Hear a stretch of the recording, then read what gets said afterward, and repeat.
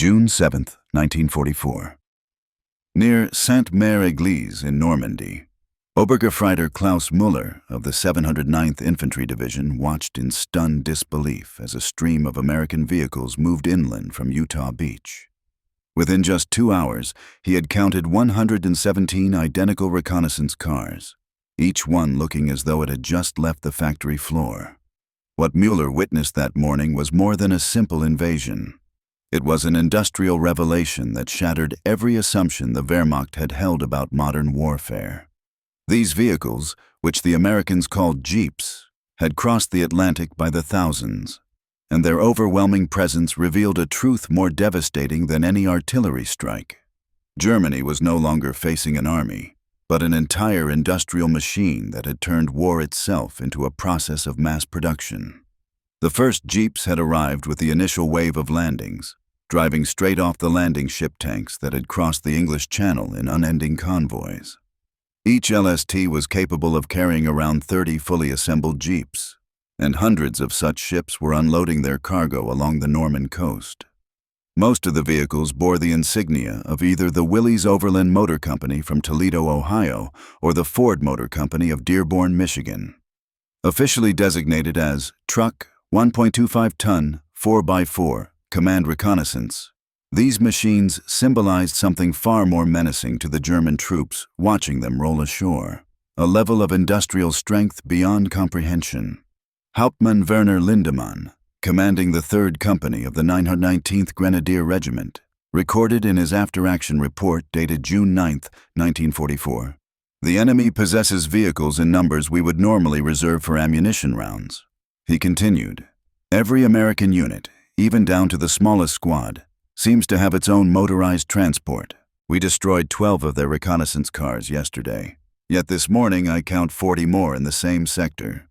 To the Germans, it appeared the Americans regarded complex military machinery the way others treated rifle cartridges, as disposable tools. The statistics behind American Jeep production would have astonished any German planner had they known the full extent. Between 1941 and 1945, U.S. factories turned out over 640,000 Jeeps. At peak efficiency, Willys and Ford were completing one new vehicle every 90 seconds on their assembly lines. This single model accounted for nearly 1/4 of all U.S. military motor transport production. The Germans, who had built barely 50,000 Kübelwagens throughout the entire war, could not even begin to imagine such a scale. This miracle of production was made possible through a degree of standardization far beyond anything in the German military experience. Every Jeep, whether built by Willys or Ford, was designed with fully interchangeable parts. A transmission salvaged from a wrecked Ford GPW could be installed in a Willys MB in mere minutes.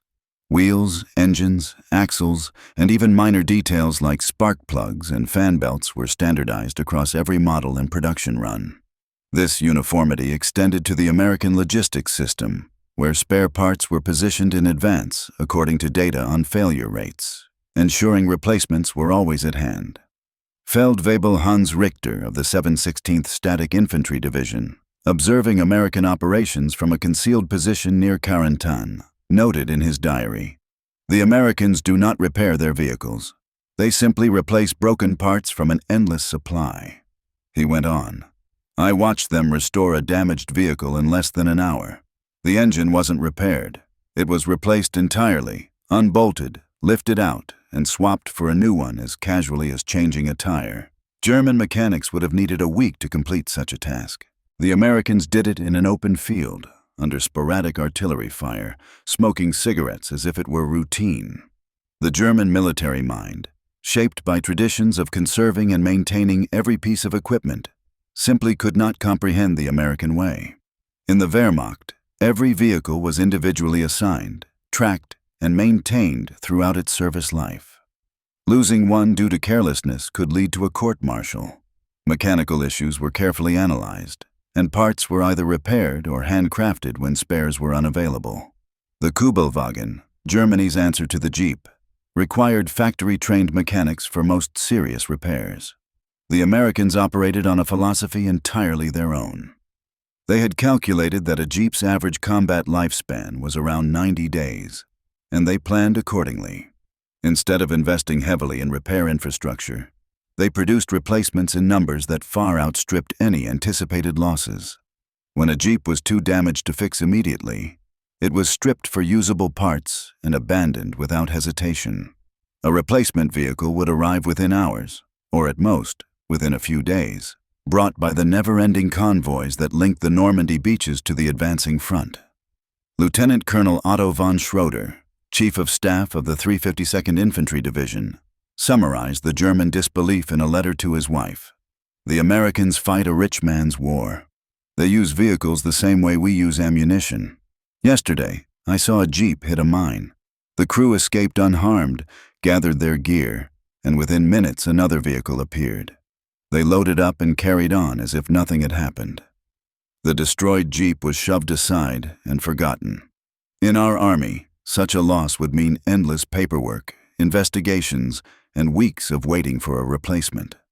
By June 10th, the Americans had already landed more than 12,000 vehicles in Normandy, with Jeeps forming the largest share. These machines reshaped the battlefield in ways German strategy had never foreseen. American reconnaissance units pushed through our lines with unprecedented speed and maneuverability. Artillery spotters using Jeeps could shift positions so rapidly that counter-battery fire became almost impossible. Supply convoys kept uninterrupted contact with advancing units, removing the pauses our commanders had expected to exploit. The Jeep's performance made the German situation even worse. Thanks to its four-wheel drive and light construction, it crossed terrain that our planners had considered impassable. The Norman bocage, with its narrow roads and tangled hedgerows, was supposed to trap American vehicles in predictable routes. Instead, Jeeps moved straight across fields, climbed embankments, and bypassed obstacles entirely. They created their own network of paths, ignoring the defensive positions we had built around established roads. Oberst Hans von Luck, who commanded a battle group of the 21st Panzer Division, later wrote, "The Jeep gave every American unit the mobility we achieved only in our elite mechanized formations. One vehicle could transport a machine gun team, a mortar crew, radio gear, or supplies. They appeared everywhere, in areas we believed secure, bringing fire or summoning artillery with their radios. We could not maintain a solid defensive line because the Americans simply drove around our flanks." The logistics supporting their vehicles were equally staggering. U.S. supply forces had planned operations as if organizing an industrial enterprise. Ships arrived daily carrying not just ammunition and fuel, but entire vehicles, spare engines, transmissions, and pre-packaged repair kits. Mobile workshops followed the combat troops, capable of conducting any fix or replacement on the spot. If a unit lost 10 Jeeps, 10 new ones arrived within 2 days, sometimes even faster. Major Heinrich Zimmermann of the 12th SS Panzer Division observed, "The American supply system functions like a factory assembly line extended directly to the front. Everything is standardized, packed, and delivered on time. They have eliminated the very friction in war that Clausewitz described. While we struggle to maintain worn-out equipment, they simply request replacements as if ordering from a catalog." The psychological toll became visible within days of the invasion.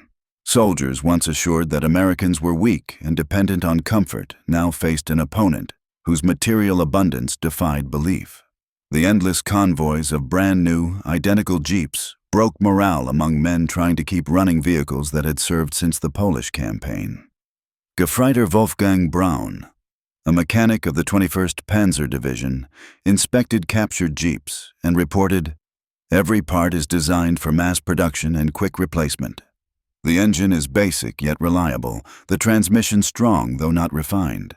Nothing is elegant or finely crafted, but everything works.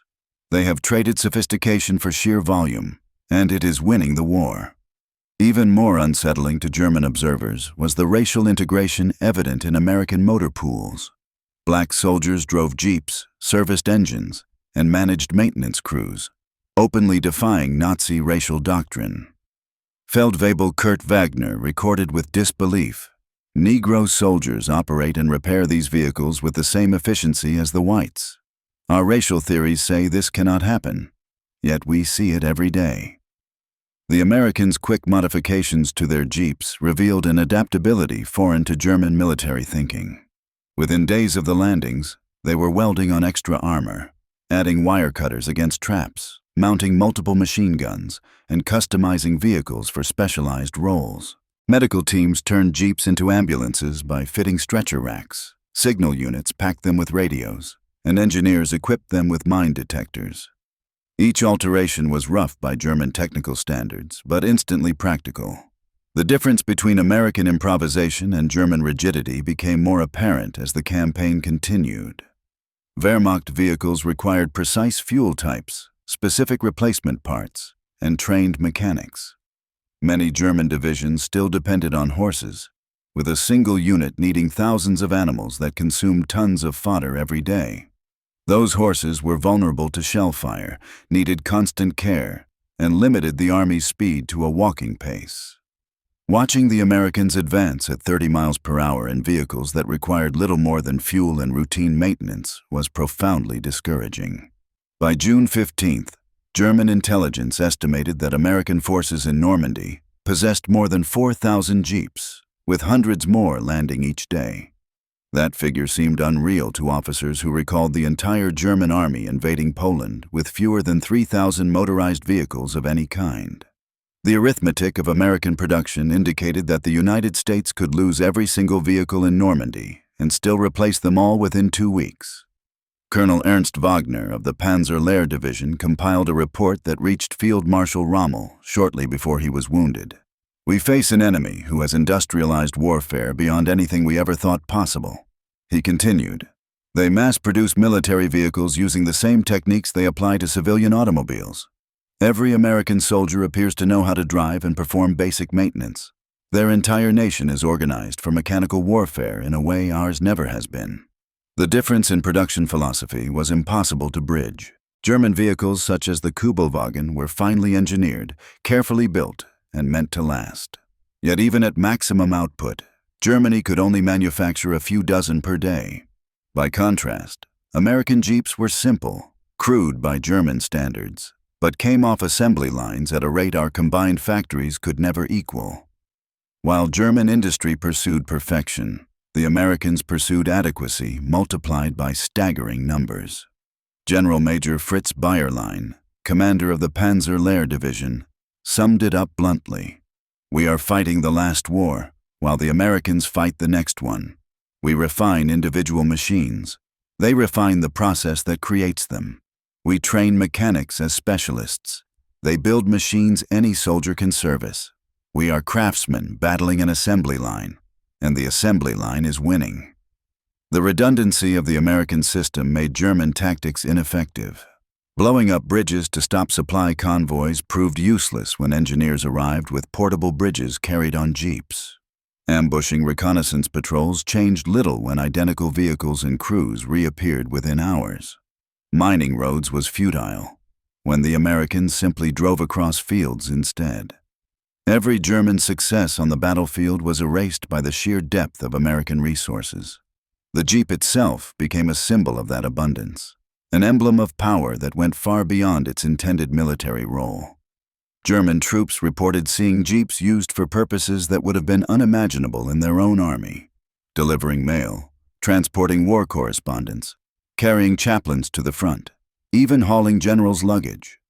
This casual use of combat vehicles for comfort rather than necessity reflected a level of wealth that German soldiers, long accustomed to rationing and conservation, found both astonishing and deeply demoralizing. Lieutenant Friedrich Hoffmann wrote home, "The Americans use their vehicles the way we use bicycles, for everything, and without caring about wear or fuel. I saw a Jeep deliver hot food to one small outpost, a trip that consumed fuel and strained the engine just to spare 3 men a cold meal. In our army, those men would march and eat from tins." He concluded, "Their wastefulness ought to be a weakness, yet when you can afford to waste endlessly, it becomes a strange kind of strength." The technological divide appeared in the smallest details. American Jeeps came equipped with standardized toolkits, waterproof maintenance manuals, and spare part sets calculated from statistical models. German vehicles, by contrast, often lacked even basic tools, and depended on a mechanic's intuition rather than proper documentation. Spare parts were scarce, distributed through a bureaucratic requisition system that could take weeks. As June gave way to July, German forces found it increasingly impossible to match American mobility. Static defensive lines were easily bypassed by jeep-mounted reconnaissance patrols that seemed to appear everywhere at once. Artillery positions were overrun by swiftly advancing motorized infantry. Supply routes were severed by fast-moving patrols that appeared deep behind German lines, struck quickly, and vanished before reinforcements could respond. The battlefield had turned fluid in a way that overwhelmingly favored the side equipped with limitless motorized transport.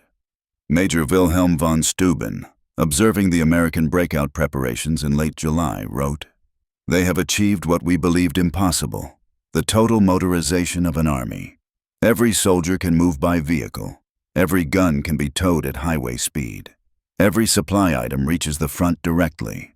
He concluded grimly, "We are fighting a 19th century war against a 20th century enemy."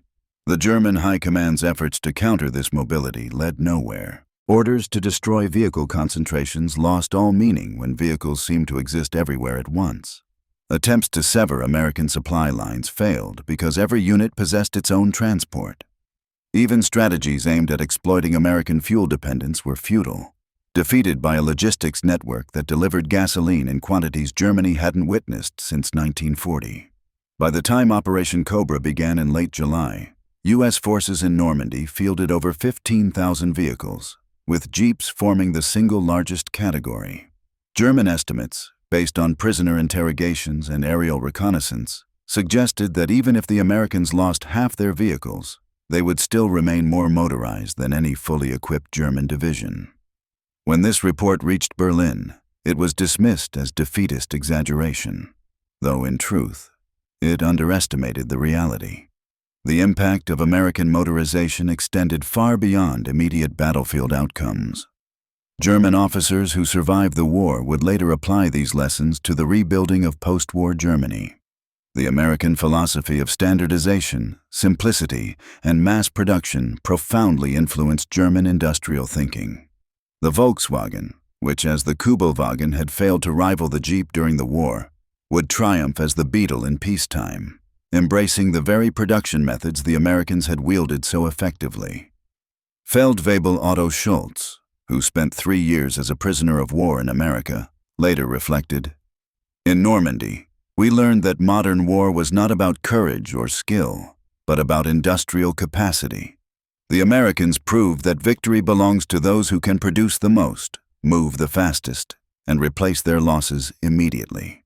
The Jeep, he concluded, was not merely a vehicle, but the emblem of a new age of warfare for which Germany had never prepared.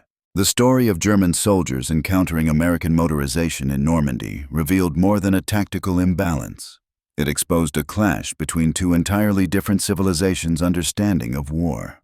The Germans, bound by their tradition of precise engineering and professional soldiering, confronted an American army that had transformed combat into a system of industrial management and mechanical efficiency. The endless lines of jeeps rolling through Normandy were far more than simple transport. They were the tangible expression of the arsenal of democracy, proof that American manufacturing power could cross oceans and overwhelm continents. For the German troops who watched those convoys advancing, each jeep carried the same unspoken message. The era of craftsmanship in war had ended, and the era of industry had begun. The final word came from Hauptmann Ernst Bergmann, who observed American operations throughout the Normandy campaign and later became an automotive engineer in post-war Germany. The Americans taught us that in modern warfare, the factory matters more than the battlefield. Their jeeps, arriving endlessly, each identical and replaceable, proved that war itself had become a form of industrial labor. "We believed ourselves to be soldiers," he wrote. "They revealed that we were merely workers in a factory of destruction, and their factory was infinitely larger, faster, and more efficient than ours."